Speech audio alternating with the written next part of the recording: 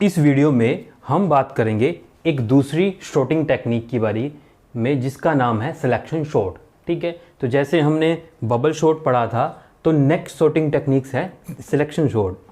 तो यहाँ पर ये आपके पास एक इनपुट है, नंबर ऑफ एलिमेंट्स है इस इनपुट में। इस इनपुट को हमने शॉर्ट करना है, मीन्स इंक्रीजिंग ऑर्डर में लेके आना है। जो शॉर्टिंग होती है उसको कहते हैं इंक्रीजिंग ऑर्डर, जो डिक्रीजिंग ऑर्डर में लिस्ट होती है उसको कहते हैं रिवर्स शॉर्टिंग। तो हमने इसको करना है sorting order means increasing order में। तो सिलेक्शन शॉर्ट कहता है कि ये जो सबसे पहला एलिमेंट है हमारे पास, इसको हम मान के चलेंगे मिनिमम एलिमेंट। ठीक है, क्या मान के चलेंगे? Minimum element. मीन्स हम सिलेक्शन शॉर्ट अज्यूम करके चलता है जो सबसे पहला एलिमेंट है वो होगा मिनिमम। तो जब ये मिनिमम कंसीडर कर लिया जाएगा तो इसको कंपेयर किया जाएगा हर एक एलिमेंट के साथ। ठीक है, तो यहाँ पर ये जो है फर्स्ट एलिमेंट जिसको हम मिनिमम मानकर चले थे, ये लिस्ट में हर एक एलिमेंट के साथ कंपेयर किया जाएगा। अगर कंपेयर करने के दौरान इससे छोटा कोई एलिमेंट मिल जाता है तो इस एलिमेंट को उस छोटे एलिमेंट के साथ एक्सचेंज कर लेंगे। मीन्स ये जो मिनिमम माना था हमने वो उस छोटे, जो इससे छोटा एलिमेंट मिला था हमें, ठीक है, स्कैन करते वक्त लिस्ट में जो इससे छोटा एलिमेंट मिलेगा ये एलिमेंट उसकी जगह पे चला जाएगा और वो जो छोटा एलिमेंट इससे छोटा था ना वो इसकी जगह पे आ जाएगा। ठीक है, तो यहाँ पर हमने स्टार्ट करना है 23 से, इसको मिनिमम मान के चले हम। ठीक है, तो हमने यहाँ पर माना मिनिमम इक्वल्स टू 23। ठीक है बात। तो अब इसको कंपेयर किया जाएगा 78 के साथ। अब 78 बड़ा है 23 से, ठीक है, तो एक्सचेंज नहीं होगा। फिर ये कंपेयर होगा 85 के साथ, 85 भी बड़ा है 23 से, यहाँ पर भी एक्सचेंज नहीं होगा। अब इसको कंपेयर किया 8 के साथ, अब 8 23 से छोटा है, तो अब यहाँ पर क्या होगा, ये जो मिनिमम एलिमेंट 23 माना था ना, अब इसकी जगह पे 8 चला जाएगा और 23 8 की जगह पे आ जाएगा। तो यहाँ पर लिस्ट इस तरह से बन जाएगी 8, 78, 85 और 23। ठीक है बात।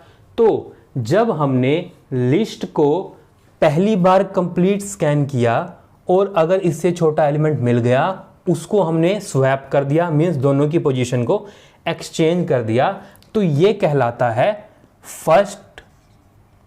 फर्स्ट पास या फिर फर्स्ट आइट्रेशन। ठीक है, फर्स्ट आइट्रेशन। आगे बात सामने, जब हमने पहली बार लिस्ट को पूरी को स्कैन किया, इसको मिनिमम मानते हुए लिस्ट को स्कैन किया, ठीक है, अगर इससे छोटा मिल गया उसको एक्सचेंज कर दिया, ठीक है, लिस्ट खत्म हो गई, इसको कहते हैं फर्स्ट पास या फर्स्ट आइट्रेशन। उसके बाद हमारे पास ये लिस्ट बन गई। तो जब हमारे पास फर्स्ट पास खत्म हो जाएगा तो जो लिस्ट के अंदर सबसे छोटा एलिमेंट है वो स्टार्टिंग में आ जाएगा। ठीक है, ये बात ध्यान रखनी है, जब फर्स्ट पास कंप्लीट होगी तो जो सबसे छोटा एलिमेंट है वो आ जाएगा लिस्ट के स्टार्टिंग में। ठीक है, अब यहां तक हमारी लिस्ट हो गई है शॉर्ट। ठीक है बात। अब हम नेक्स्ट एलिमेंट से स्टार्ट करेंगे, इसको हम मानेंगे मिनिमम। ठीक है, हमने इसको मान लिया मिनिमम। अब इसको कंपेयर करेंगे इसके साथ, फिर इसके साथ। ठीक है, तो यहाँ पर आप देखो 78 85 के साथ कंपेयर हुआ, 78 छोटा है 85 बड़ा है, एक्सचेंज नहीं होंगे। फिर ये कंपेयर होगा 23 के साथ, 23 छोटा है 78 से। ठीक है, तो अब क्या होगा, दोनों एक्सचेंज हो जाएंगे। तो एक्सचेंज होने के बाद हमारी लिस्ट बन गई 8, 23, 85 और 78। ठीक है बात। तो अब देखो ये हमारे पास ये तो आपकी पास एग्जैक्ट पोजीशन पे आ गया था, तो इसको तो हम नहीं छेड़ेंगे, हम इससे नेक्स्ट एलिमेंट से स्टार्ट करेंगे। किसमें? सेकंड पास या फिर सेकंड आइट्रेशन। ठीक है बात। तो सेकंड पास या सेकंड आइट्रेशन के बाद हमारे पास लिस्ट बन चुकी है ये। तो जब फर्स्ट पास हुआ था तो एक element first position exact position पे आ गया था अपनी। जब सेकंड पास हुआ तो हमारे पास दो एलिमेंट अपनी एग्जैक्ट पोजीशन पे आ गए, मींस ये हमारे पास बन गई शॉर्टेड लिस्ट। ठीक है, पहले हमारे पास शॉर्टेड लिस्ट थी ये, अब हमारे पास शॉर्टेड लिस्ट बन गई, ये मीन्स ये 2 एलिमेंट शॉर्ट हो चुके हैं, अपनी एग्जैक्ट पोजीशन पे आ चुके हैं। फिर हम यहाँ तक तो इसको नहीं छेड़ेंगे फिर, क्योंकि पहले एलिमेंट को मिनिमम मानना था, फिर दूसरे नंबर के एलिमेंट को मिनिमम माना था, अब हम तीसरे नंबर के एलिमेंट को मिनिमम मानेंगे, फिर इसको कंपेयर करेंगे नेक्स्ट के साथ। अब आप देखो कि ये 85 78 से छोटा है, तो इसको हम स्वैप कर देंगे, इंटरचेंज कर देंगे, तो उसके बाद हमारी लिस्ट बन गई 8 23 78 85। ठीक है बात। अब इसको हमने यहाँ पर कहा है थर्ड पास या फिर थर्ड आइटरेशन। आगे बात समझ में, इसको क्या कहा है, थर्ड पास या थर्ड आइटरेशन। अब आप देखो कि यहाँ तक क्या है, हमारी जो लिस्ट पूरी की पूरी क्या हो गई, शॉर्टिंग ऑर्डर में। मीन्स अब आप देखो ये पूरी की पूरी लिस्ट क्या आ गई, इंक्रीजिंग ऑर्डर में। ठीक है बात। अब आप देखें कि हमारे पास जो ये हमने प्रोसेस किया है, ये किसकी हेल्प से किया है, तो इसके लिए कोई ना कोई एल्गोरिथम लगेगा या कोई ना कोई प्रोग्राम लगेगा। ठीक है, तो ये वो प्रोग्राम है जिसकी हेल्प से ये लिस्ट शॉर्टेड होगी। मीन्स जो हमने ये प्रोसीजर किया है वो सारा का सारा ये है। ठीक है, तो यहाँ पर हम पहले भी पढ़ चुके हैं कि हर एलिमेंट का एक इंडेक्स होता है। ठीक है, 3 टोटल एलिमेंट हमारे पास 4 हैं, तो इंडेक्स 0 से स्टार्ट होता है और टोटल एलिमेंट -1 तक जाता है, तो 0 to 3। ठीक है, इसी तरह से यहाँ पर भी ये इंडेक्स होगा इनका। ठीक है, यहाँ पर भी इंडेक्स है और यहाँ पर भी ये इनका इंडेक्स है। ठीक है बात। तो अब प्रोग्राम को हम देखते हैं। यहाँ पर हमारे पास टोटल एलिमेंट है 4, तो ये है LENA, मीन्स ये फंक्शन लेंथ निकालेगा A की। ये एक लिस्ट है, इसकी लेंथ आ जाएगी इसमें, तो L की वैल्यू क्या हो गई 4। ठीक है, अब ये फॉर लूप है। ठीक है, फॉर लूप स्टार्टिंग कर रहा है I से और कहाँ तक गया, L-1 तक। ठीक है, तो I की वैल्यू हमेशा 0 से, ये 0 से लेके कहाँ तक जाएगी, L-4 मीन्स 3 तक जाएगी ये I की वैल्यू। ठीक है बात। तो यहाँ हमने कह दिया ना, क्योंकि I की वैल्यू 0 से स्टार्ट होगी और 0th पोजीशन पे पहला एलिमेंट पड़ा था, तो हमने माना था कि जो सबसे पहला एलिमेंट होगा उसको हम मिनिमम मान के चलेंगे, तो मिनिमम इक्वल्स हो गया 0। तो यहाँ पर मिनिमम क्या आ गया, 0, मीन्स इंडेक्स की वैल्यू आ गई। ये जो इंडेक्स है ना पहले एलिमेंट का, वो हमने डाल दिया मिनिमम में, मीन्स पहला एलिमेंट हमारे पास मिनिमम हमने मान चुके हैं।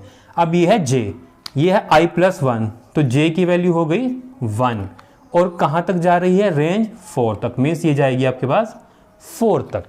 ठीक है बात। उसके बाद यहाँ पर आप देखो ये जो आपके पास फॉर लूप है, ये J की वैल्यू अभी कितनी है, =1। ये आपके पास एक फॉर लूप है, इस फॉर लूप के अंदर यहाँ तक की कंडीशन है। ठीक है, अब ये आप देखो ना, इस फॉर लूप के नीचे इफ़ है, इस इफ़ के नीचे मिनिमम है, तो इस फॉर लूप के साथ ये स्टेटमेंट अटैच है और ये स्टेटमेंट अटैच है। उसके बाद आप ये नीचे जो स्टेटमेंट देख रहे हो ना, ये यहाँ तक की स्टेटमेंट आपके पास अटैच है, किसके साथ, इस फॉर लूप के साथ अटैच है। ठीक है बात। तो मतलब ये जो चलेगी ये इस लूप के कंटेक्स्ट में चलेगी और ये जो स्टेटमेंट चलेगी इस लूप के कंटेक्स्ट में चलेगी आपके पास। अब यहाँ पर आप देख सकते हैं इस प्रोसीजर की हेल्प से आपने ये सब किया है। ठीक है, तो इसकी हम टाइम कॉम्प्लेक्सिटी के बारे में डिस्कस कर लेते हैं। तो टाइम कॉम्प्लेक्सिटी में आप देखें कि आपके पास टोटल 4 एलिमेंट्स थे। ठीक है, आपके पास क्या थे, टोटल 4 एलिमेंट्स थे।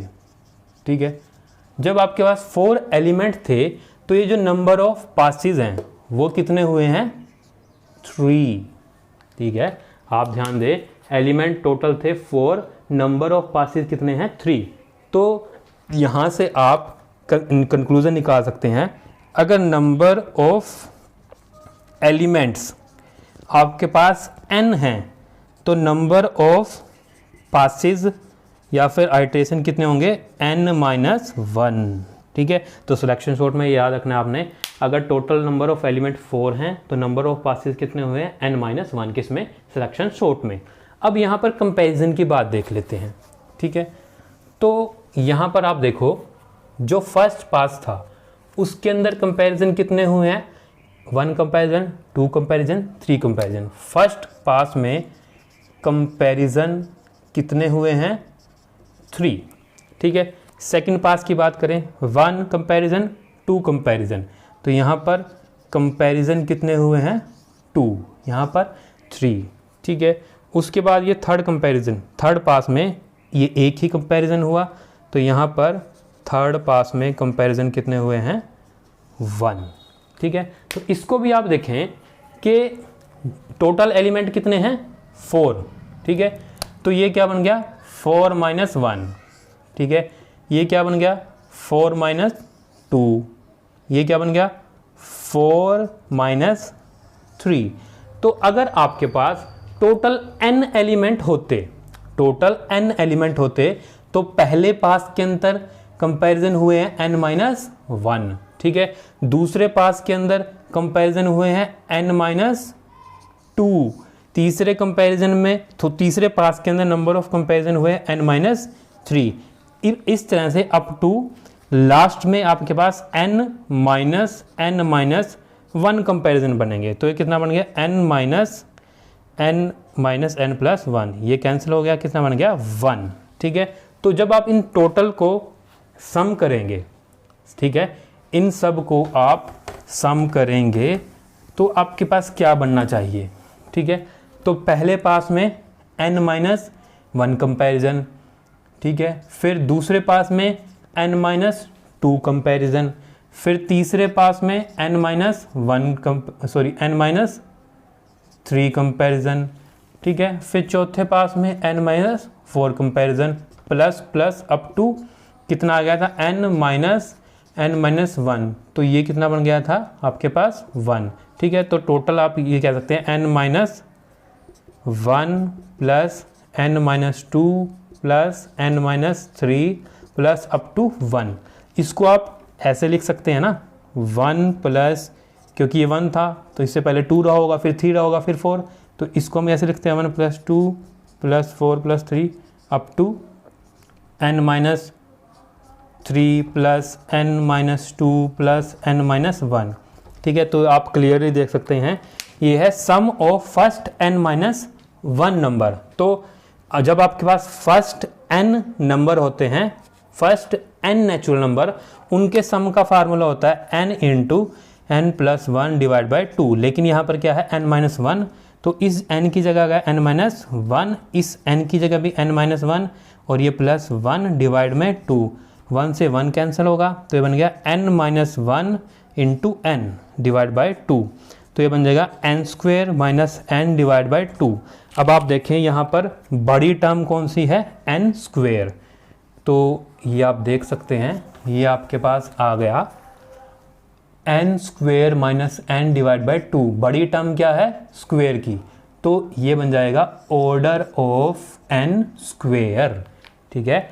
तो ये आप देख सकते हैं टाइम कॉम्प्लेक्सिटी, ठीक है। टाइम कॉम्प्लेक्सिटी सिलेक्शन शॉर्ट की क्या आ गई? ऑर्डर ऑफ n², ठीक है बात। तो अब आपको याद रखना है जो सिलेक्शन शॉर्ट है उसकी एवरेज, बेस्ट और वर्स्ट, तीनों की तीनों जो टाइम कॉम्प्लेक्सिटी होती है वो होती है ऑर्डर ऑफ n², ठीक है। सिलेक्शन शॉर्ट में आपको याद रखना है कि एवरेज, बेस्ट और रोस्ट तीनों की कॉम्प्लेक्सिटी क्या होती है? Order of n²।